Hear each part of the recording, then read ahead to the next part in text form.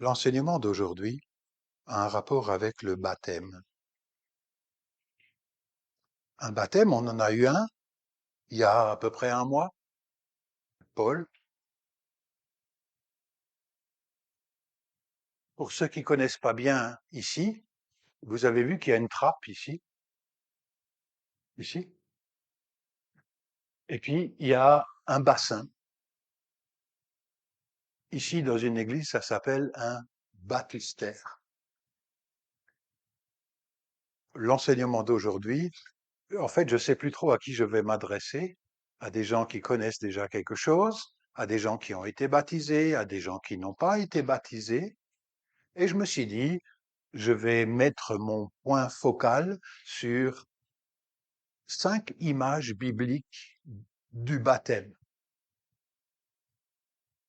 Ça nous rappellera peut-être nos engagements de baptême. Ça nous rappellera peut-être qu'on ne sait pas grand-chose sur ce baptême, qui nous effraie peut-être.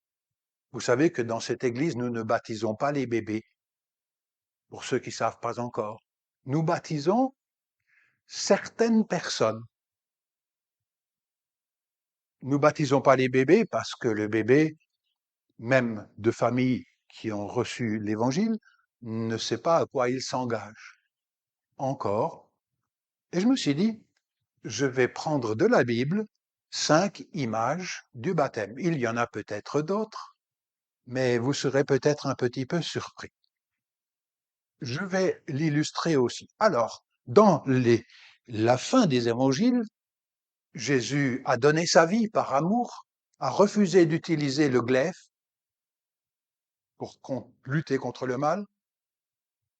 Il a dit d'aimer tout le monde inconditionnellement. Et à la fin de l'évangile, quand il n'est pas resté dans le tombeau, qu'il est ressuscité des morts, à ce moment-là, il a dit, mes amis, le programme continue. Et il s'adresse à ses disciples et il leur dit, tout pouvoir m'a été donné dans le ciel et sur la terre. Allez de toutes les nations, de tous les peuples, faites des apprentis, faites des disciples. C'est l'ordre principal. Allez, faites des disciples de toutes les nations. On le trouve dans un évangile, dans Matthieu chapitre 28, verset 19. Faites des disciples. Comment? Les baptisant au nom du Père, du Fils et de l'Esprit Saint, et leur apprenez à garder tout ce que je vous ai prescrit. Et moi, dans ce programme, je suis avec vous tous les jours jusqu'au but du monde. Alors, ceci, vous l'avez dans l'Évangile selon Matthieu, c'est mis en œuvre par les apôtres et arrive à ce moment-là, quand ils sont rassemblés, quand le Christ n'est plus là, que le Christ envoie le Saint-Esprit promis. Ça s'appelle la Pentecôte. Et nous avons dans le livre des Actes, qui suit les évangiles, c'est le livre des Actes des apôtres, en fait ça devrait s'appeler les Actes du Saint-Esprit, vous avez cet ordre changé. Il s'adresse à tous les Juifs réunis pour une sorte de pèlerinage à Jérusalem. Pèlerinage, il y en avait 3 ou 4 par année où il y a des masses de gens qui venaient, et il leur dit changez et que chacun de vous se fasse baptiser au nom de Jésus-Christ. Le nom de Jésus-Christ, ça veut dire pour être immergé dans le programme de Jésus, pour que vos péchés vous soient pardonnés. Alors on se dit, changer, c'est intérieur. Être baptisé, c'est extérieur. On peut simplement baptiser quelqu'un sans qu'il soit changé à l'intérieur. C'est facile, hein, c'est un rite. C'est comme la circoncision, ils n'en peuvent rien, la circoncision, qu'il soit juif ou musulman ou bien chrétien. Oh, voilà, c'est un rite, dit-on, d'appartenance aux promesses d'Abraham. C'est un rite. Il n'en peut rien, le pauvre gars. Les filles, vous avez été exemptées de ça. Mais pour ce baptême, il y a d'abord changé. Ensuite, il y a le baptême.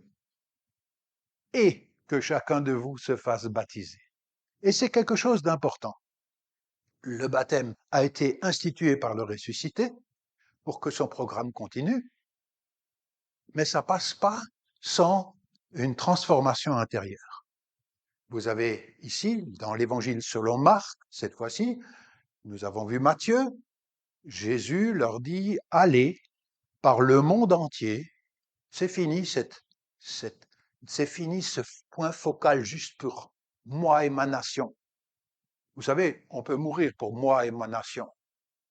On peut mourir pour les Alsaciens, les Allemands, nous on le sait, hein. On peut mourir pour la nation française, on peut mourir pour la nation israélienne, on peut mourir pour la nation turque, on peut mourir pour... Voilà, des martyrs, il y en a plein, les cimetières. Hier, on aurait dû se promener dans les cimetières. Ces pauvres gars, tous alignés là. Les cimetières français, les cimetières allemands, les cimetières turcs, les cimetières de la Première Guerre mondiale.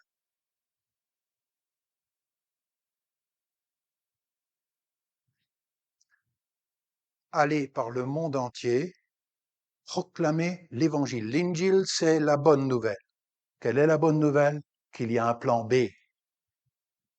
au nationalisme meurtrier, qui s'appelle le royaume de Dieu.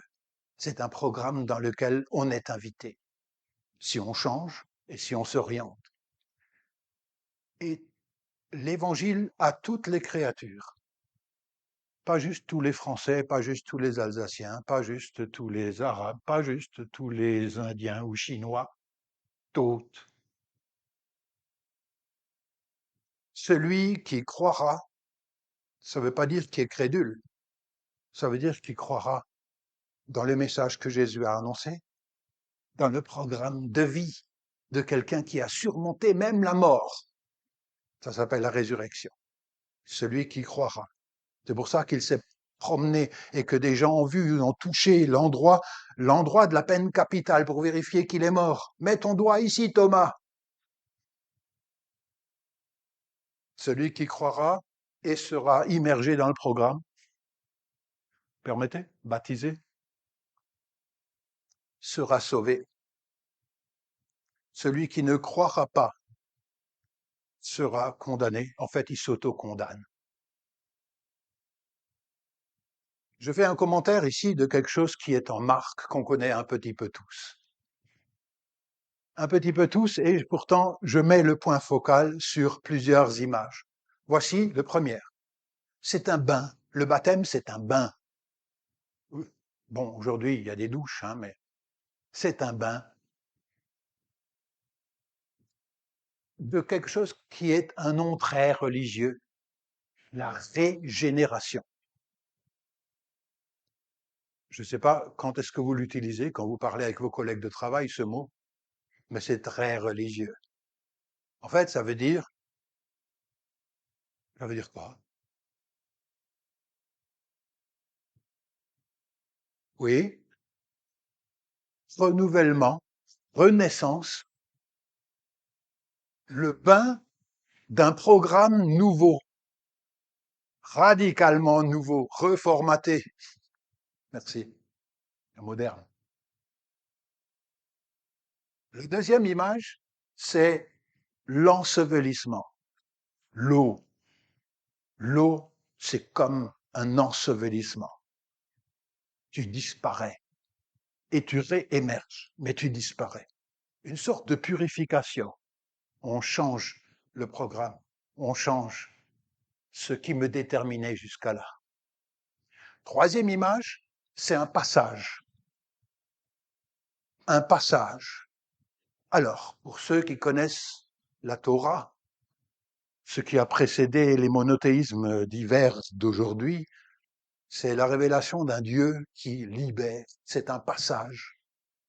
Le quatrième, c'est un revêtement. Et ça, on ne sait plus trop quoi en faire parce qu'on se méfie un petit peu de cette image. L'habit ne fait pas le moine. Alors je dis revêtement, oh, ça veut dire que c'est juste la superficie des choses, vous savez. Mais la Bible dit revêtement pour désigner quelque chose. Et enfin, la participation à un programme beaucoup plus universel. Voilà, ça va le programme? J'ai quelques images. Je me suis dit, les grands enfants qui sont en nous, en Turquie, en Grèce, en Afrique du Nord, en Palestine, en Égypte, vous avez des drôles de cuves. J'aime beaucoup l'archéologie, j'aime beaucoup quand les choses du passé parlent encore. Mais c'est pas des petites cuves, vous savez, comme on a des fois dans des églises toutes là, hein. C'est pas pour des bébés, hein, ça. Alors, il y a des endroits où on peut rentrer là et puis baptiser. On rentre là, on ressort de l'autre côté et de l'autre côté, on commence à prendre le repas du Seigneur. D'accord? C'est fascinant, c'est extraordinaire. Du deuxième au sixième siècle, vous avez plein de ces grandes cuves. Vous allez me dire, mais on fait de l'archéologie dans une église maintenant. Alors, la première image, le bain de la régénération, le baptême du Saint-Esprit. Régénération, le Saint-Esprit, il est toujours dans le coup dans la Bible quand il y a une création. Toujours. Depuis la création initiale, dans la nouvelle création que le Saint-Esprit opère dans nos cœurs, toujours le Saint-Esprit est dans le coup. Et dans les bonnes orientations de nos vies, le Saint-Esprit est dans le coup, ça s'appelle charisma. C'est quelque chose qu'on donne pour le bien commun. C'est comme une nouvelle création. Il est toujours dans le coup. Quand il fait bon vivre ensemble, dans une création un peu plus guérie. Dans une église aussi, toute concrète.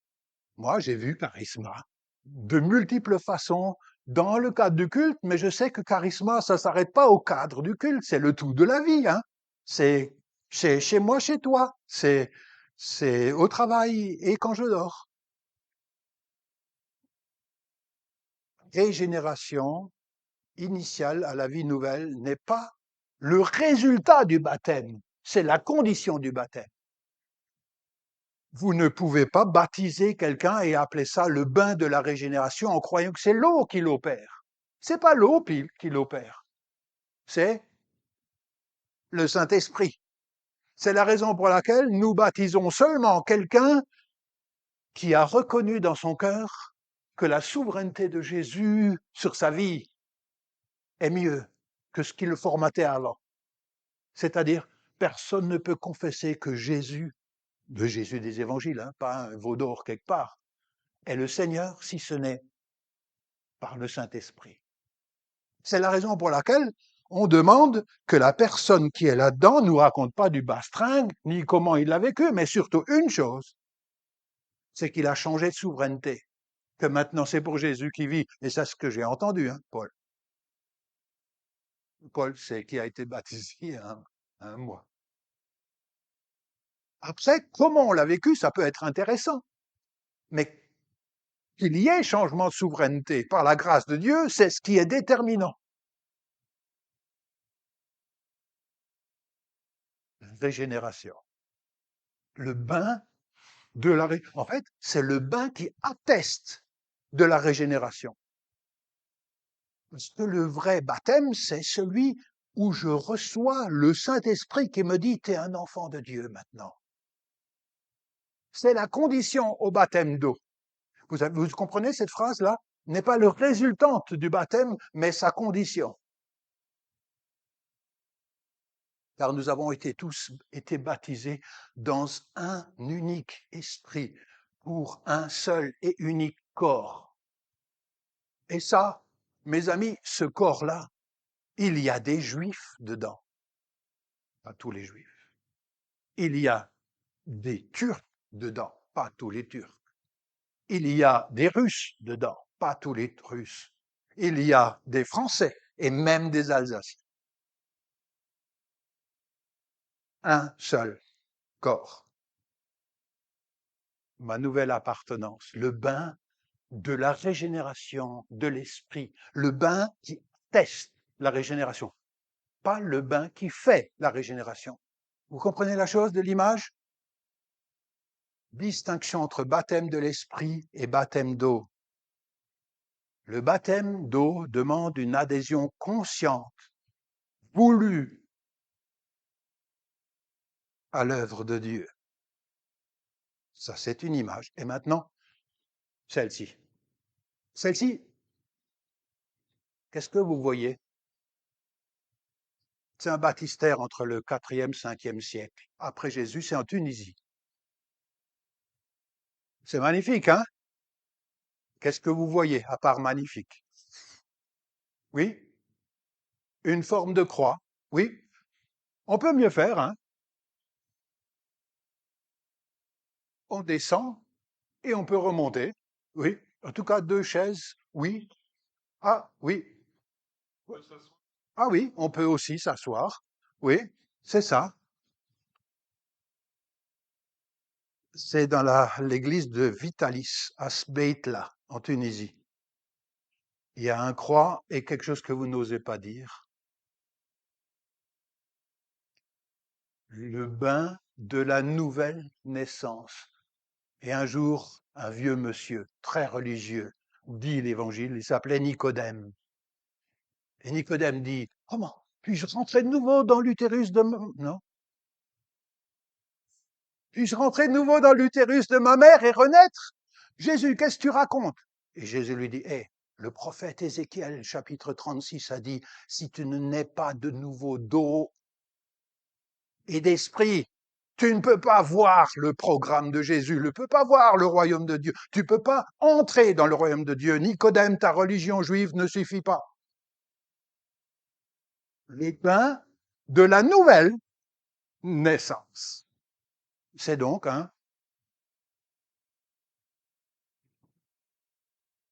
ça aussi, c'est surtout un utérus, mesdames.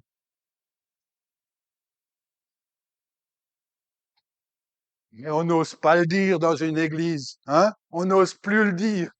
Les psys aujourd'hui peuvent comprendre ce langage mieux que nous on est.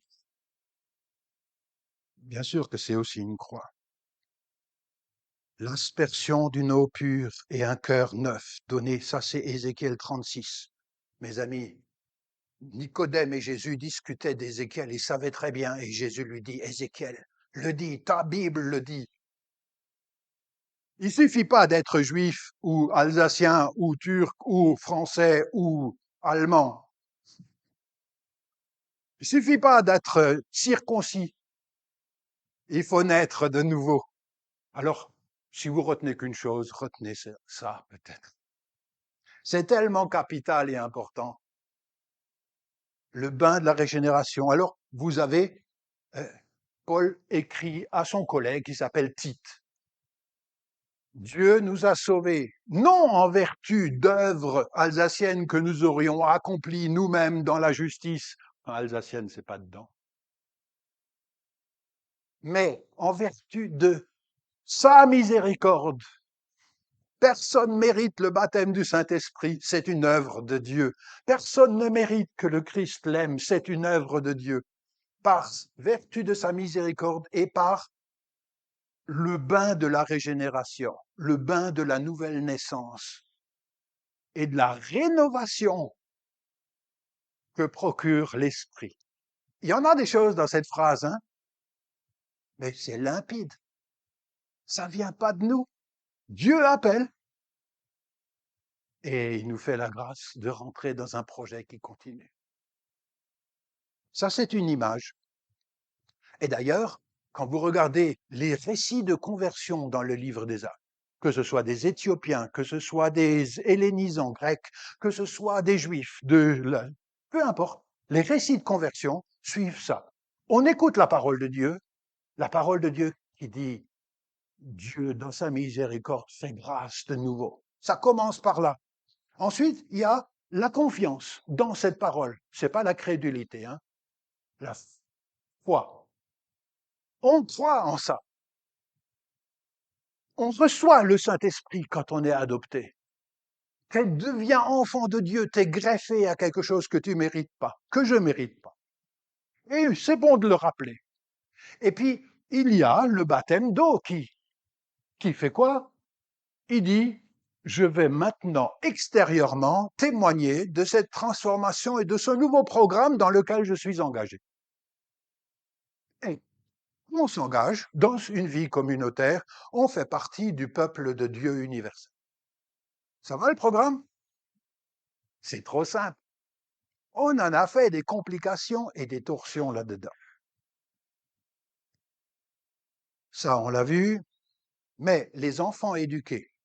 Vous allez me dire, oui, mais nos enfants, s'ils ne sont pas baptisés, Mais j'aimerais vous dire, autour du croyant, il y a une sphère de la bénédiction. Un jour, j'étais dans la sphère de bénédiction de ma maman catholique, de mon papa ménonite mondain. J'étais dans une sphère de protection. À la maison, je ne pouvais pas me rentrer dans les drogues et les idolâtries. Parce que il y a des choses qu'on ne faisait pas à la maison. Et j'étais protégé. J'en peux rien. Et j'ai tant mieux. Je suis dans une sphère de bénédiction. Mais quand j'ai grandi, à un moment donné, Dieu m'appelle par mon nom et dit, et toi, comment tu te détermines? Et alors, je peux, en réponse à l'appel de Dieu, dire, moi aussi, je vais rentrer en communion directe avec toi. Mais c'est ma responsabilité. Et c'est alors que je peux être baptisé. C'est pour ça qu'on ne baptise pas les bébés. Ici, ils sont bénis, ils sont dans une sphère de bénédiction. Mais un jour plus tard, ils devront se décider pour ou contre Jésus. Vous avez déjà dit merci à Dieu pour la sphère de bénédiction dans laquelle vous avez été grandi, préservé du mal, de l'idolâtrie. On ne le fait pas assez, vous voyez. C'est une vraie sphère, c'est un vrai avantage. Après, on peut goûter, on peut se déterminer. Je veux ou je veux pas continuer ce programme dans lequel peut-être mes parents ou un de mes parents s'est engagé dans la foi. Ils doivent se déterminer à l'âge de raison. La deuxième image, vous suivez toujours? La première, c'était quoi? Maintenant, l'image de l'eau, ensevelissement. En fait, je ne sais pas, Paul, ce que tu as laissé dans l'eau.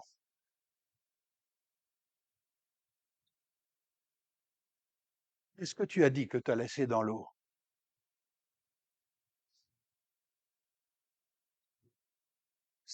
Ce qui me déterminait avant. Je ne le veux plus.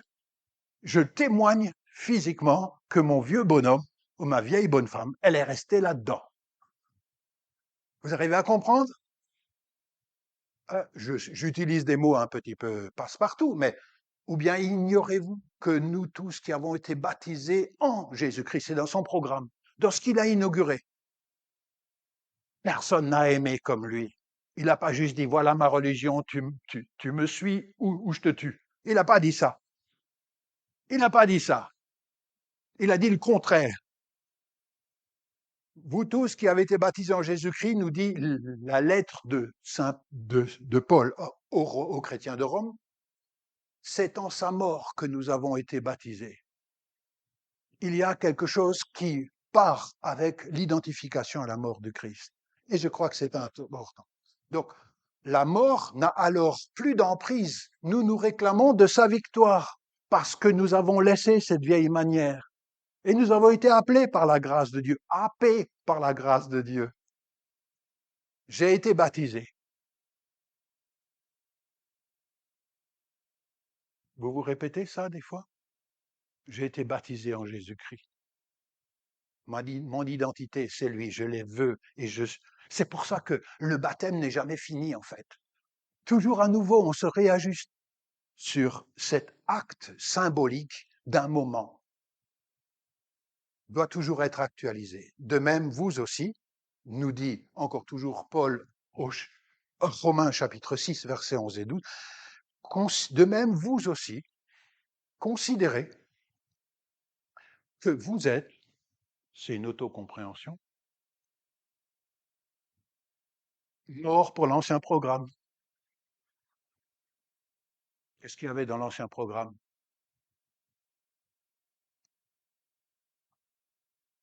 Quoi, l'argent, c'est une bonne chose, hein? Non? L'idolâtrie de l'argent, la violence égoïste, le moi d'abord, ma tribu d'abord, ma race d'abord, ma nationalité d'abord.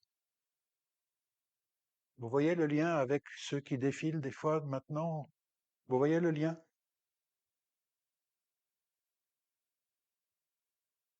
Mort au péché et vivant pour Dieu en Jésus, le chef d'un nouveau programme. Messie. Que le péché ne règne donc, le donc, vous avez vu? Vous êtes donc plus dans vos. vos expressions de la vie, vos corps mortels, pour vous faire obéir à ces convoitises. Voilà, simplement l'image de l'eau et de l'ensevelissement. Alors, ça, c'est en Turquie actuelle, dans l'ancienne province romaine d'Asie. Là, c'est vraiment la croix, hein. Yeah. Dans la croix, je rentre et de la croix, je sors pour une transformation d'orientation. Alors, cette purification, on a dit ensevelissement, purification. Oui, c'est un lavage. Dans les judaïsmes du temps de Jésus, on ne faisait ces lavages pas pour faire partie du peuple de Dieu. On le faisait quand on faisait partie des. On partait des Sadducéens aux pharisiens, on faisait un bain. De même, quand on rentre dans le programme de Jésus, on fait un bain. C'est juste quelque chose qui se faisait du temps de Jésus. Et c'est quelque chose qui a une adhésion consciente. C'est pour ça que le baptême des nourrissons, qui est apparu au 5e, 6e siècle, pour sauver ces bébés qui sont en train de mourir. Pas parce qu'on le faisait, généralement, il fallait attendre jusqu'au 9e siècle pour qu'on ait un empereur qui voulait que tout le monde soit baptisé dans une région donnée. Vous comprenez? Je lis avec vous. Et cette fois-ci, on lit dans le programme qui était discuté entre Nicodème et Jésus. Dans Jean chapitre 3, il faut que tu naisses d'eau et d'esprit. Regardez, je répandrai sur vous une eau pure, afin que vous deveniez purs. Pur, ça ne veut pas dire impeccable, il faut arrêter ce truc. Pur, ça veut dire quoi?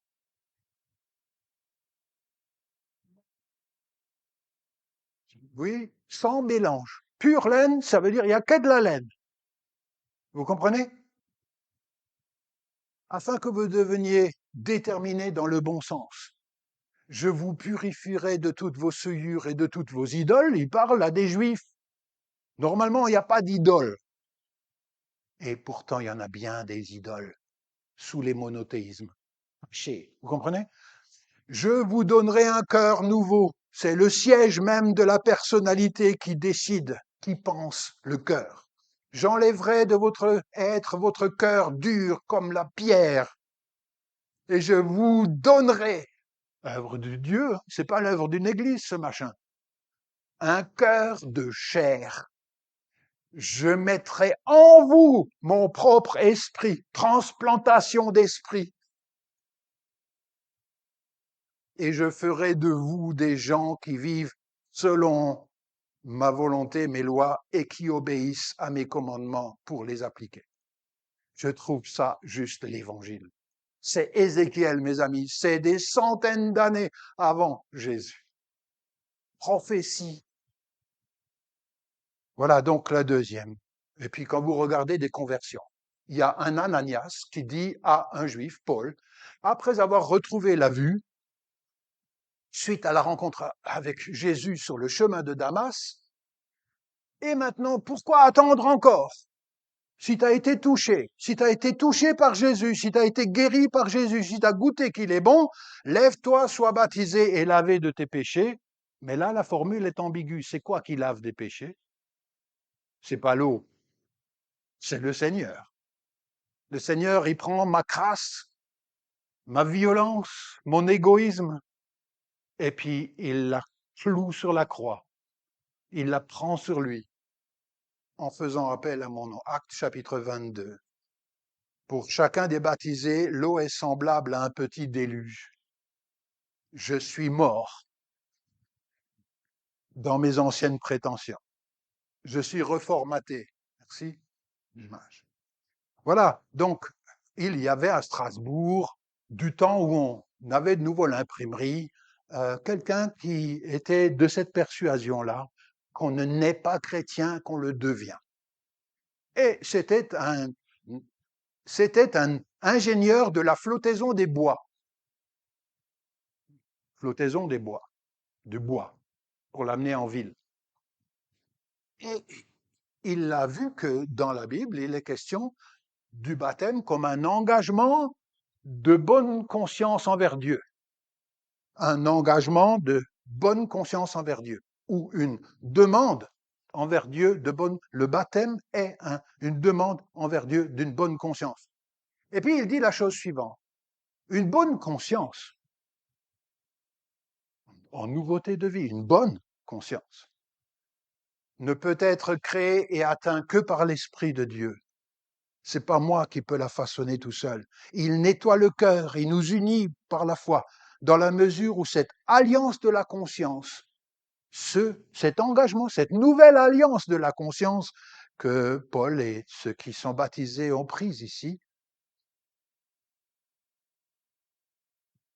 est sincère. Lorsque, dans le baptême, les croyants s'engagent entièrement eux-mêmes envers Dieu et à l'obéissance de la vérité. De cette manière, ils purifient leur âme et sont lavés de leurs péchés. En dehors de cela, en dehors de cet engagement de bonne conscience, le baptême, vous pouvez le faire 100 fois, ça ne change rien. C'est ce qui est dit. En dehors de cela, le baptême n'est d'aucune utilité et n'est qu'une moquerie dans la présence de Dieu. Maintenant, je vais plus vite, c'est des images que certains d'entre vous connaissent bien. Vous voyez ceci? C'est quoi? Et pourquoi il passe par là? Pourquoi? Parce qu'il y avait la mer. Ouais, c'est vrai, mais pourquoi il traverse la mer? Qu'est-ce qui est mal en Égypte à ce moment-là? C'est pas l'Égypte qui est mal, si? Non, c'est l'asservissement, les abus dont un peuple souffrait. D'accord? Pourquoi il passe? Pas parce qu'il y a la mer. C'est pour échapper aux troupes de pharaons esclavagistes qui viennent par derrière. Et Dieu, il fait quelque chose que personne ne peut faire. Enfin, vous pouvez souffler longtemps pour que ça arrive. Hein.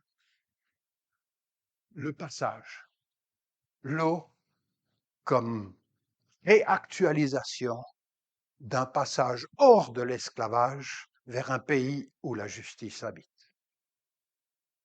Le baptême, c'est vraiment beaucoup de choses quand vous cliquez dessus. C'est un passage de la mort à la vie. Alors, ce n'est pas l'eau qui sauve, mais c'est le passage à la vie avec Jésus par la grâce. Par exemple, il y a une autre image, pas l'Exode, mais le déluge. Le déluge. C'est quoi? C'est une histoire de Noé. Hein? C'est une histoire de Noé. Et puis, le temps de faire une barque si grande, ça a donné aux gens l'idée de pourquoi tu fais ça? T'es pas content avec nous? Hein. C'était l'image du baptême qui vous sauve. Maintenant, il n'est pas la purification des souillures du corps, mais c'est l'engagement ou la demande envers Dieu d'une bonne conscience. Il vous sauve par la résurrection de Jésus le Christ. C'est parce que Jésus a vaincu la mort. Vous savez, la mort, c'est le point final de toutes les philosophies humaines, de toutes les religions humaines. Si vous n'avez pas une victoire sur la mort, alors la mort, c'est votre Dieu. Puisque c'est le dernier mot, c'est le trou. Et l'évangile a quelque chose par-delà la puissance même de la mort. Comme au jour de Noé, il y avait de la violence sur la terre. Toutes les pensées des cœurs de tous les humains à un moment donné étaient tournées vers la violence. Mes amis, je n'aurais pas voulu vivre ces moments-là. Chacun pour sa pomme contre les autres. Même quand on croit avoir vrai, la vérité, c'est contre l'autre. Vous arrivez à comprendre cette violence? La vérité n'est pas faite pour être contre l'autre, mais pour réconcilier dans l'évangile. Et personne ne se doutait. Et tout d'un coup, quelque chose qui arrive, où Dieu dit, je vais refaire, parce que c'est vraiment trop corrompu. Ah ben, le baptême, c'est aussi quelque chose en rapport avec ceci. Et puis, alors, un théologien de la marge radicale, vous voyez, je ne cite pas tellement Luther et Calvin, là, hein, je dis des anabaptistes, je cite des anabaptistes. Après Jésus, après Jésus. Il s'appelait Hubmaier. Il était dans la ville de Waldshut. Il a dit, personne n'est monté dans cette arche. Personne n'est monté dans l'arche s'il n'avait d'abord eu la foi. Allez, tu es la fille de Noé, d'accord? Tu rentres dans l'arche ou pas? Tu rentres. Pourquoi? Parce que tu es obligé, sinon tu prends la trique? Non. C'est parce que tu crois que Noé a entendu quelque chose sur le jugement du mal et pour le salut.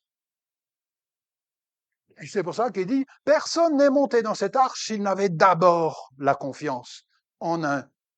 Et en vertu de cette figure, personne ne doit recevoir le baptême d'eau avant d'avoir auparavant confessé sa foi par sa bouche. Vous vous rendez compte? Aujourd'hui, nous faisons partie d'une minable petite famille de la foi qui a même pas 1 million de gens, les Ménonites, non? Si? 2 millions. Bon, peu importe, ça reste donc minable. Mais ceux qui ont appris de cette manière de comprendre l'Évangile sont plus que 100 fois nombreux toutes sortes de gens sont rentrés dans cette persuasion que l'Église est plus belle quand ceux qui la composent mettent leur cœur dedans, leur foi dedans, plutôt que subir une religion. Alors, on était, Elisabeth et moi, ouais, va aller jusqu'au bout. J'ai pris une photo. Il y a un baptistère dans une église du XIe siècle. Il y a une peinture où il y a la circoncision de Jésus. Circoncis, c'est à quel âge? 7-8 jours. Et vous avez le récit du baptême de Jésus, le baptême du Seigneur. À quel âge? Du baptême 30. Autrement dit, il faut arrêter cet argument de circoncision. Ce n'est pas un argument pour baptiser les nourrissons. Ça, c'est une grosse contradiction.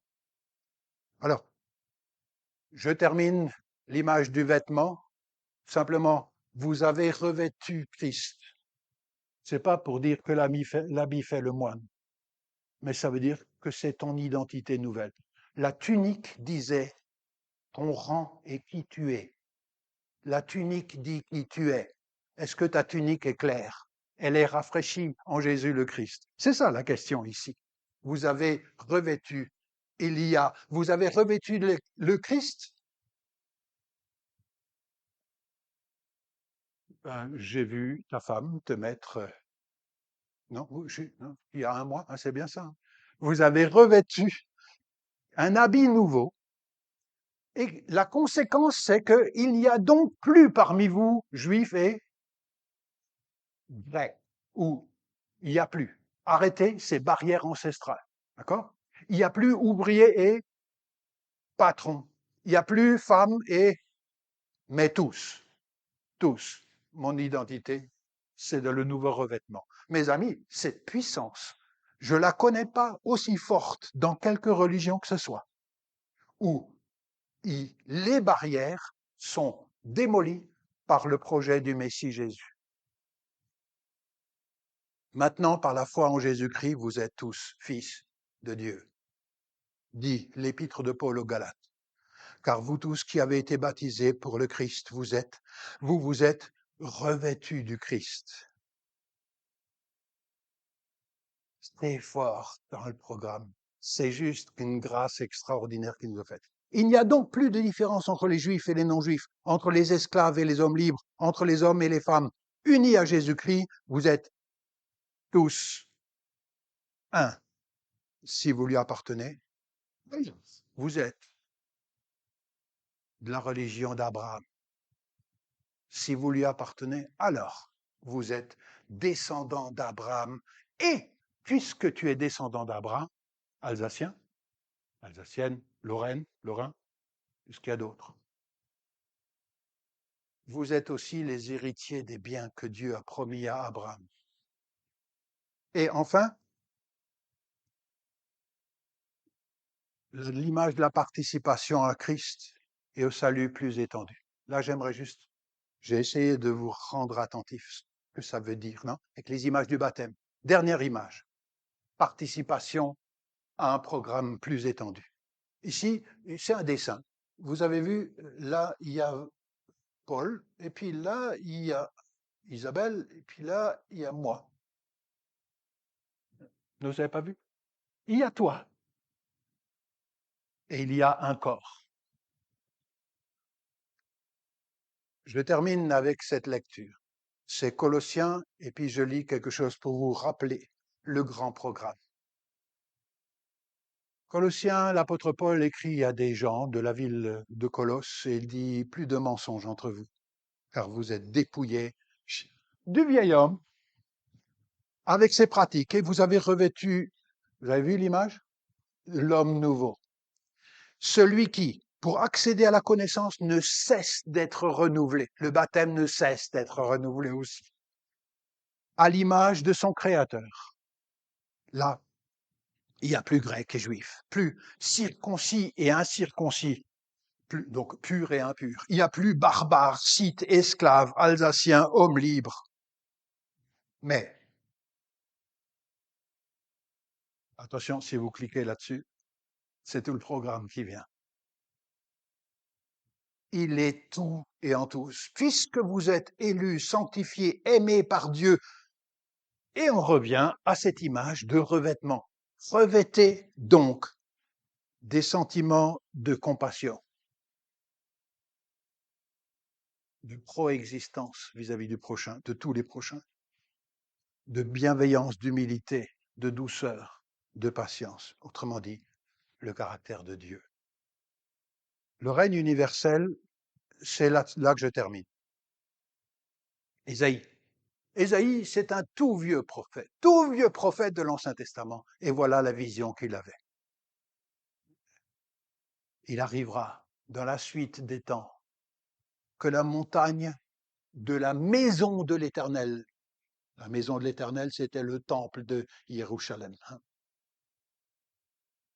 sera fondée sur le sommet des montagnes. Je ne sais pas où vous voyez ça, mais plus de la montagne.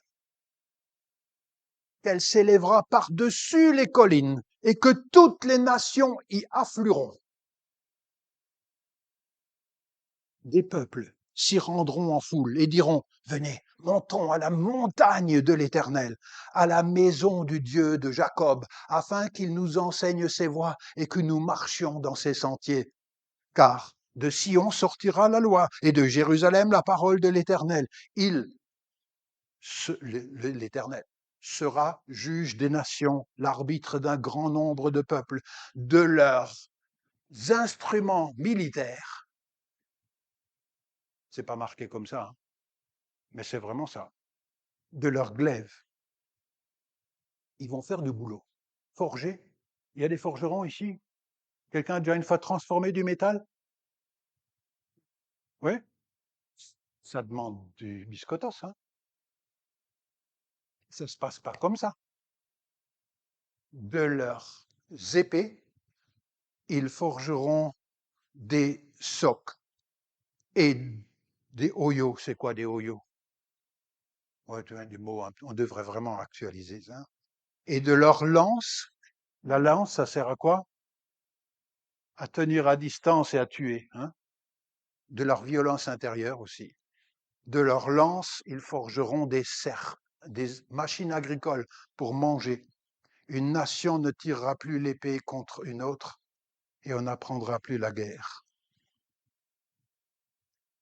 Vous m'aidez? Quelles sont les 5 images que j'ai données du baptême? Régénération, ensevelissement et purification.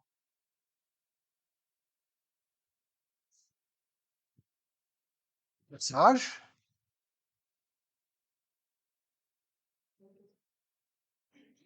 oui. Revêtement, identité.